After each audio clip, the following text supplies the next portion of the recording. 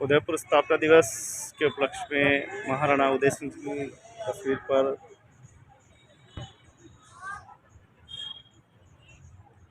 पुष्प प्रज्वलित, अगरबत्ती, दीप प्रज्वलित।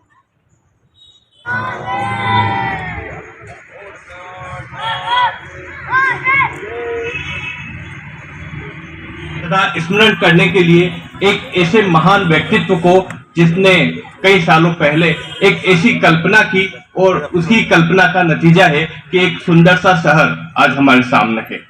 इसी दिवस पावन दिवस को मनाने के लिए हम यहाँ पर एकत्रित हुए हैं। बिना किसी भूमिका के मैं यहाँ पर कार्यक्रम के मुख्य अतिथि के रूप में विराजमान भंवरजी सेठ को आग्रह करूंगा कि वह यहाँ पर आए और कुछ दो शब्द कहें हमें और अपनी बातों से लाभान्वित करें। माननीय अतिथि आदरणीय कोठारी साहब, कर्नल साहब, जाला साहब, भाई विमल जी, चौबे जी और ये पूरी टीम जो इस काम में अनवरत लगी हुई है, और उपस्थित मेरे भाइयों और बच्चों,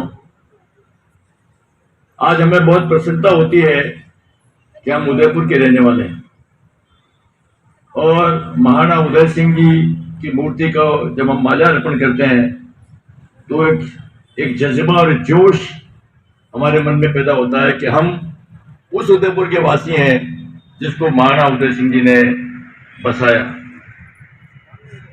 मैं थोड़ा सा उदयपुर स्थापना दिवस के इस संक्षिप्त इतिहास की तरफ आपको लेना चाहता हूं कि उदयपुर के कुछ प्रबुद्ध जनों ने, जिसमें डॉक्टर के एस गुप्ता साहब इतिहासकार, लक्ष्मीनारायण जी नंदवाना साहित्यकार, माननीय दयालचंद जी सोनी जो शिक्षाविद थे, मैं मुरली मनोहर शरण शास्त्री जो हमारे सबके मार्गदर्शक रहे, महंत, और इसी क्रम में दयालचंद जी सोनी साहब जो एक सामाजिक कार्यकर्ता थे। हम सब लोगों के मन में एक बात उठती कि जब हम उदयपुर के रहने वाले तो उदयपुर की स्थापना दिवस का आयोजन क्यों नहीं किया जाए। तो उस समय हमारा एक संगठन था उदयपुर विचार मंच, जिसमें उदयपुर के प्रबुद्ध नागरिक थे। मैं 2-3 मिनट ज्यादा लूंगा आपके, क्योंकि मैं आपको उस इतिहास की तरफ लेना चाहता हूँ। तो 1992-93 में हमने उदयपुर स्थापना दिवस का सबसे पहला आयोजन उदयपुर में किया। जब हमने ये आयोजन किया तो कुछ इतिहासकार इस बात के लिए कि ये स्थापना दिवस की तिथि पूर्ण रूप से त्रुटिपूर्ण है, और उन्होंने चैत्र की 11 को उन्होंने एकादशी को जो है वो स्थापना दिवस माना। भंवर सेठ 1993 में सबसे पहले उदयपुर विचार मंच के माध्यम से उदयपुर का स्थापना दिवस मनाने की योजना बनी और सारे समाजों को जोड़ करके इस कार्यक्रम को हमने बहुत भव्यता के साथ आयोजित किया। लेकिन उसी समय इतिहासकारों में मतभिन्नता थी। कोई इसको चैत्र शुद्धि 11 से इसको मनाने की बात करते थे और कोई इसको अक्षय तृतीया से मनाने की बात करते थे। तो उदयपुर विचार मंच ने एक समिति का गठन किया, जिसमें उदयपुर के प्रबुद्ध हमारे महंत मुरली मनोहर शरण शास्त्री जो आज संसार में नहीं है, दूसरे हमारे सामाजिक कार्यकर्ता थे दयालचंद जी सोनी और अक्षय सिंह जी देवपुरा, ये तीनों बहुत ही वरिष्ठ उदयपुर के लोग थे। इनकी एक समिति का गठन किया गया और उसमें उदयपुर विचार मंच के भी कुछ लोग थे। इस समिति ने काफ़ी विचार विमर्श करने के उपरांत सारे इतिहासकारों के साथ इनकी कई मीटिंग्स हुई और इसमें उदयपुर के कुछ पंडितों को भी, रमेश चंद्र जी पंड्या और निरंजन जी भट्ट जो बहुत बड़े ज्योतिषाचार्य थे, उनके पास उस समय की जन कुंडलियाँ थी।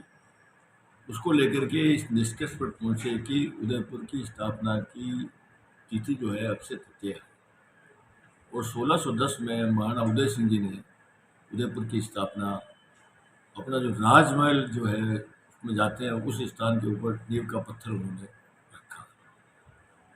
और ये क्रम धीरे धीरे चलता रहा। लगभग 2003 में ये फाइनलाइज हुआ और सारे इतिहासकारों का एक मत बना कि अक्षय तृतीया ही उदयपुर का स्थापना दिवस है। तो हमने उसी क्रम में स्थापना दिवस मनाने का आयोजन किया और उस समय लोगों में इतना उत्साह था कि उदयपुर के सारे समाज इससे जुड़े, नगर निगम इसमें जुड़ी। युधिष्ठिर जी कुमावत उस समय नगर निगम के सभापति थे और रूप कुमार जी खुराना यूआईटी के चेयरमैन थे। दोनों अलग अलग पार्टी से थे लेकिन दोनों इस कार्यक्रम में सम्मिलित हुए और उस समय हमारी डॉक्टर गिरिजा व्यास सांसद थी, त्रिलोक पूर्विया उदयपुर के विधायक थे। तो सारे लोगों को बीजेपी, कांग्रेस, इस सारे बातों को छोड़ करके सारे समाज के लोग, सारे पॉलिटिकल पार्टी के लोग मिल करके इसको इतना भव्य स्वरूप प्रदान किया कि राजमहल से जगदीश चौक से निकलने वाला जो जुलूस था उसका एक छोर जगदीश चौक पर था तो एक छोर बड़ा बाजार से भी आगे सिंधी मार्केट तक निकल चुका था। सारे समाज के लोगों को जोड़ा गया, सारे समाज के लोग, स्त्री पुरुष, सबने बड़ी भव्यता से इसका आयोजन किया गया। ये कई वर्षों तक ये चला, लेकिन धीरे धीरे इसमें बीच में इसमें ब्राह्मण समाज का एक अभी जो कार्यक्रम हुआ वो भी उसी दिन आने लग गया। तो कुछ लोग जब दो जुलूस निकलने लगे तो हमारा कार्यक्रम थोड़ा फीका हो गया और धीरे धीरे इसमें शिथिलता आती गई। और नगर निगम को भी जितना इसमें इंटरेस्ट लेना चाहिए था, रुचि लेनी चाहिए थी, तो बाद के लोगों ने इसमें विशेष रुचि नहीं ली। उस कारण से इस कार्यक्रम में आस हुआ। मुझे इस बात की खुशी है कि इस बार वापस हमने इस कार्यक्रम को मूर्त रूप दिया है और उदय सिंह जी की मूर्ति के ऊपर कल ही हमारे स्थापना दिवस के अवसर पर उदयपुर के कुछ प्रबुद्ध लोग मिले और उन्होंने इस कार्यक्रम की शुरुआत की। अब हमारी राय है कि अगर उदयपुर के स्थापना दिवस को आयोजित करना है तो सभी जाति बिरादरी के जो प्रमुख लोग हैं उनकी एक समिति गठित की जाए। नगर निगम इसका बीड़ा उठाए, क्योंकि किसी भी नगर की स्थापना दिवस का आयोजन वहाँ की नगर निगम करती है। अभी कल बीकानेर का भी स्थापना दिवस था, भव्य स्वरूप उसको प्रदान किया गया, उसमें पॉलिटिकल पार्टी के लोग वगैरह सब उसमें सम्मिलित हुए। तो हमें चाहते हैं कि सारे नगर के समाजों के लोग, सारी पॉलिटिकल पार्टीज के लोग, सामाजिक कार्यकर्ता मिल करके अगर इसकी योजना बनाएं तो मैं समझता हूँ कि ये भव्य स्वरूप प्राप्त हो सकता है। इस कार्यक्रम की विशेषता ये रही कि इसमें बच्चों ने हमेशा भाग लिया, पूर्व में भी लिया और वर्तमान में भी लिया। कल बच्चों का जो नृत्य प्रतियोगिता जो कार्यक्रम था वो देखने लायक था, बहुत ही मार्वलस कार्यक्रम था। बच्चों ने चित्रकला प्रतियोगिता, रंगोली प्रतियोगिता, कविता प्रतियोगिता और इस प्रकार के अनेक बच्चों के जो कार्यक्रम थे उसमें बच्चों ने बहुत उत्साह से भाग लिया, क्योंकि आने वाली जनरेशन इस बात को समझती है कि ये हम चूँकि उदयपुर के निवासी हैं, उदयपुर हमारा अपना है, तो उदयपुर का स्थापना दिवस मनाना हमारा एक परम कर्तव्य है। तो मैं समझता हूँ कि इस दृष्टि से आने वाले समय में जो यंगस्टर्स हैं उनको जोड़ करके एक उदयपुर स्थापना समारोह समिति का गठन किया जाए। नगर निगम इसमें पहल करे। आर्थिक दृष्टि से पूरी जिम्मेदारी नगर निगम की है और उसमें हम कुछ समाज के लोगों से भी इसमें सहायता ले सकते हैं, लेकिन नगर निगम को इसकी जिम्मेदारी वहन करनी पड़ेगी, क्योंकि उसका दायित्व है, क्योंकि उदयपुर की वो एक मान्य संस्था है। तो अगर वो ले और समाज के सारे लोग अगर इसमें जुड़े तो आने वाले समय में इसको हम भव्य स्वरूप प्रदान कर सकते हैं। और मैं समझता हूँ कि कल के कार्यक्रम के बाद हमारे कार्यकर्ताओं में कुछ जोश भी आया है और सब लोग मिलकर के इस कार्यक्रम को श्रेष्ठ रूप प्रदान करने का हमारा प्रयास रहेगा। इसके लिए जितने भी कार्यकर्ता हैं उनसे मेरा अनुरोध है कि वो अलग अलग समाजों के साथ मिल बैठ करके एक समिति का विधिवत गठन करे और उस समिति के माध्यम से, ये किसी व्यक्ति का कार्यक्रम नहीं है, ये एक पूरे समाज का कार्यक्रम है। समाज के सारे लोग अगर जुड़ेंगे तो ये भव्य स्वरूप प्रदान करेगा। मुझे मालूम है कि जब 2003 का हमने कार्यक्रम किया तो इसमें देश विदेश के काफ़ी लोग इसमें सम्मिलित हुए, या जितने विदेशी सैलानी आए थे वो भी इसमें सम्मिलित हुए। और सारे टीवी चैनल्स ने, केवल राजस्थान के नहीं, एवं भारतवर्ष के टीवी चैनल्स में भी इसमें बहुत बड़ा रोल अदा किया। और ये हमारा एक मैसेज पहुंचा कि आज उदयपुर का स्थापना दिवस है। तो मेरी इच्छा है कि इस आयोजन को उसी स्वरूप में हम लाएं। अब मैं जितना प्रयास कर सकूंगा, मेरा सहयोग उसमें रहेगा। मेरे पास जो अनुभव है उसकी दृष्टि से मेरा मार्गदर्शन भी रहेगा। तो मैं चाहता हूं कि इस यंग टोली इसमें जुड़े और इस कार्यक्रम को अपने हाथ में लेकर के इसको अंजाम तक पहुंचाएं। बहुत बहुत धन्यवाद। ठाकुर जी को लगा कि ये जो आयोजन समिति है वो जैसा वो सोचते हैं, क्योंकि वो भी इसके सूत्रधार रहे हैं, वो भी इसके सहयोगी रहे हैं, उन्होंने पूर्व के कार्यक्रम देखे हैं, तो उनको लगा होगा कि ये कार्यक्रम उनके अनुरूप नहीं हो पा रहा है। तो नगर निगम की भी जिम्मेदारी होती है, अगर नगर निगम आगे आ जाती है और कार्यक्रम अगर फीका रहता है तो महापौर का चिंतित होना स्वाभाविक है। तो वो भी अपने नगर के ही नागरिक हैं और उनका बचपन यहीं बीता है, यहीं उन्होंने नौकरी की है, तो वो भी इसमें सहयोग करेंगे, मेरा ऐसा मानना है। बहुत अच्छे इंसान हैं, तो हम उनका भी सहयोग लेंगे। ये भी नगर को सुंदर बनाने के लिए नगर के प्रबुद्ध लोगों को बैठ करके विचार विमर्श करना चाहिए। आप चौराहा बना रहे हैं, आप कोई गार्डन बना रहे हैं, आज उनकी देख रेख नहीं हो रही है। आप दीनदयाल पार्क जाकर देखो, आप राजीव गांधी पार्क जाकर देखो, वहाँ स्थिति क्या है। आज वो जो पार्क करोड़ों रुपया खर्च करके बनाया गया, आप नई नई चीज़ें तो निर्माण कर रहे हैं, लेकिन पुरानों का मेंटेनेंस नहीं है उदयपुर में। ये बहुत बड़ी समस्या है। आपने कई चौराहों का निर्माण किया, लेकिन आपने एक्सपर्ट्स में को नहीं पहुंचा। तो आज उदयपुर में ट्रैफिक की बहुत बड़ी समस्या है। उस ट्रैफिक की समस्या को दूर करने के लिए फ्लाईओवर्स की जरूरत है। आप सूरत में जाओ तो अगर आप पूछो कि भाई फलाना मकान कहाँ है, तो वो कह देगा चौथा फ्लाईओवर उतरने के बाद में उसका मकान आएगा, 7 के बाद। कितने फ्लाईओवर में फ्लाईओवर बन गए। उदयपुर क्यों पिछड़ा। आज दुर्भाग्य ये कि उदयपुर B2B नहीं बन पाया। आज उदयपुर को B2 बनना, आज उदयपुर सी श्रेणी में है और B2 में भी नहीं है। मेरे को मालूम है कि बचपन में मैंने अजमेर, जोधपुर, बीकानेर, ये सारे स्थानों के ऊपर मेरा जाना होता था जब मैं कर्मचारी संघ में काम करता था। आज उन शहरों ने जिस तरह का स्वरूप लिया है, उसके मुकाबले उदयपुर आज की तारीख में सुंदरता की दृष्टि से, इसके सौंदर्य की दृष्टि से, प्राकृतिक झीलों की दृष्टि से, गार्डन की दृष्टि से ये अपने आप सुंदर है। लेकिन हमारी तरफ से जो काम होना चाहिए वो काम हमने अभी किया नहीं है। मुझे खुशी है कि नदी की सुंदरता बढ़ाने के लिए अब काम हो रहा है, लेकिन ये बहुत बड़ा प्रोजेक्ट कितने वर्षों से चल रहा है। अभी उदयपुर की रोडें बनी है, चमचमकाती रोडें, ये भी अच्छा काम हुआ है, लेकिन इसमें जो गति होनी चाहिए ना, वो गति हमको दिखाई नहीं देती। तो उदयपुर को B2 का दर्जा दिलाया जाए, उदयपुर के गार्डन को सुंदर बनाया जाए, चारों तरफ जो है चौराहों को वो सजाया जाए, क्योंकि उदयपुर की 60% जनता पर्यटक के ऊपर निर्भर है। यानी अगर उदयपुर में पर्यटन आना बंद कर दे तो हमारा धंधा चौपट हो जाए। तो 60% धंधा जो हमारा चलता है वो पर्यटन के आधार पर चलता है।